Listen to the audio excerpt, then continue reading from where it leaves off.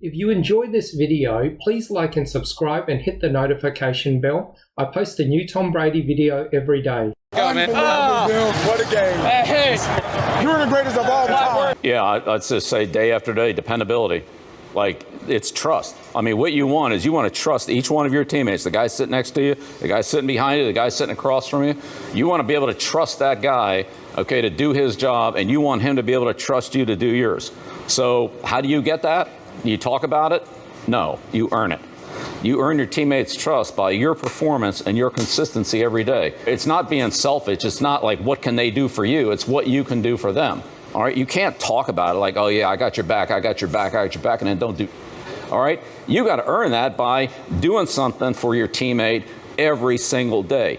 And the first thing you have to do there is show your team that you're committed to the team. That's what a good teammate does. And you earn that trust through dependable performance. You earn it. Nobody can give it to you. You can't buy it. You can't, talk about it. You got to go out there and earn it. It's a process, and it's day after day after day after day. Goals that we reach correspond directly to the distances that we're willing to go. In my opinion, our rewards are directly proportional to the efforts that we make. In college, my business teachers use the term ROI, return on investment. Football coaches call it working your butt off. Growing up, my family often spoke in terms of climbing to the top of a mountain because no one just lands on its summit.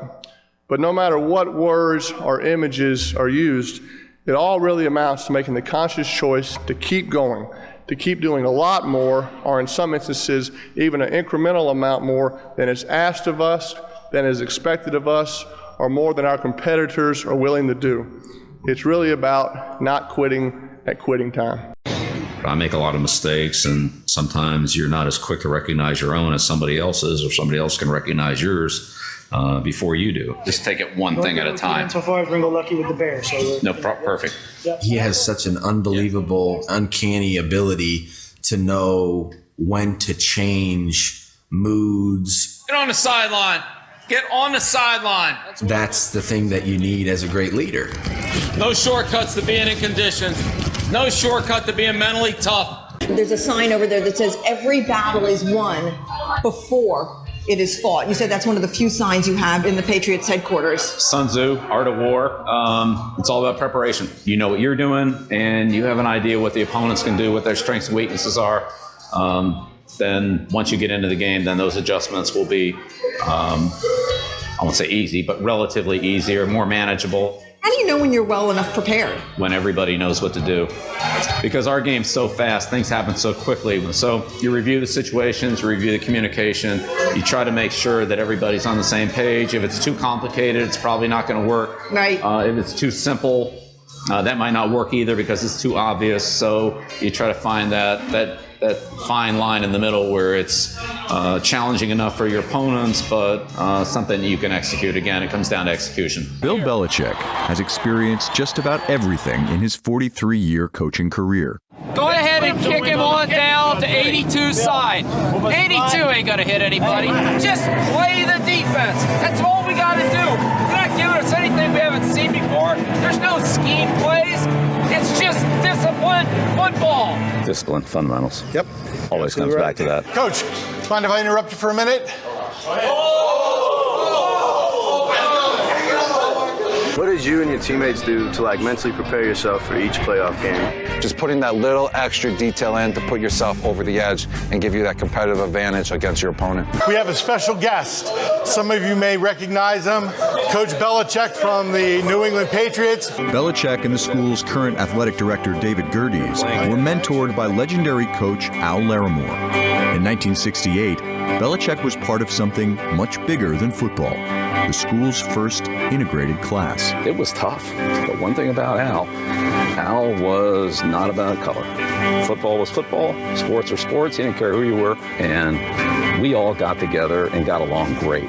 There was never a racial issue at all on the football team. Athletics helped to bring the school together because we were all cool together, and so a lot of other people fell in line with that. Frankly, there are a lot of people in this world who believe there's a huge gap between what they would like to do and what they are able to do. And I just don't understand that. Because if you don't stretch, you cannot grow. And if you don't grow, then others are going to pass you by. And so many others are going to pass you by that you're going to end up standing on the sidelines watching them play the game. Now, don't get me wrong, folks. We need fans in the stands. That makes the game that much more fun to play. But you have to decide, do you want to make things happen or do you want to watch things happen? And I've found that people who watch things happen are usually left wondering just what happened. There's no mystery here, fellas. It's trusting each other and everybody's doing their job. Maybe the one word that isn't in that sentence that's implied but not stated is do your job well. Take care of the 1 or 2, 3 things that we've emphasized all week, we'll be okay. If you had to describe the tenets or the principles of your leadership style or approach, what would they be? Do your job, be attentive, pay attention to details, and put the team first. In football, to be successful as an individual player, you need your teammates. And the better you connect with them, the better you interact as a team, the more successful you'll be individually. And I'd say we try to do things to help the team building process. Like what? Well, on the field, if one person does something particularly good, then everybody receives a benefit. So now you're counting on that other person, even though he might not be on your side of the ball. You might not even really like the guy, but if he does the right thing, we all get something. Yeah. Well, you're pulling for him. And then off the field, again, we do team building things where we get to know each other. We throw away the cell phones and just do things that we're together as a team and we're experiencing together, whether it be, going to a movie or we play games or do trivia or do something like that. That just kind of brings everybody together, have fun, but take all the outside distractions out of it. The biggest thing that I feel is that if you know the history of the game, you understand that it's a changing game. There's a lot of evolution to it. How are you able to motivate your team, on a playoff run to help you guys win the championship? This is when you come together for your teammates. This is when you put your body on the line. This is when you go out there and get the glory, baby. You're going to win or lose games at practice. I mean, there is no such thing as being a game day player. You see situations come up on the practice field, you've worked on it, you know what it takes.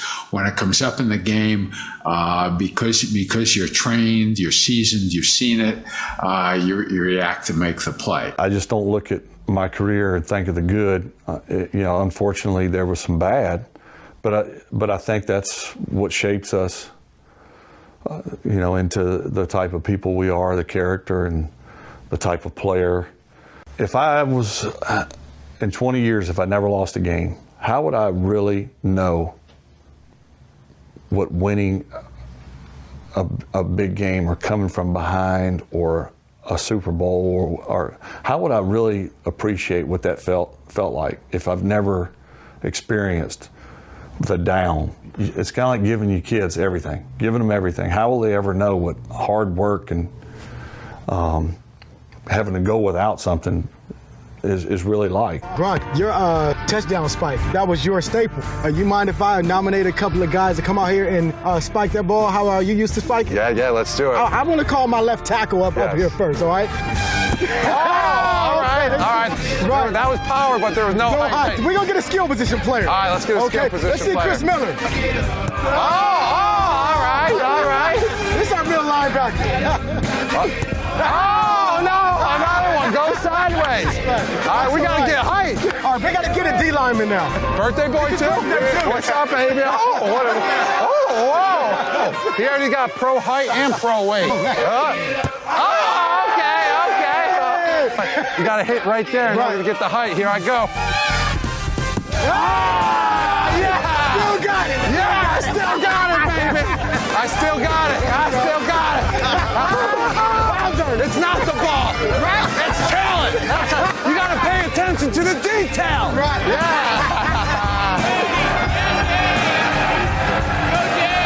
That's it for this video. I post a new Tom Brady video every day, so please like and subscribe. That way you'll always have a new Tom Brady video to watch every single day.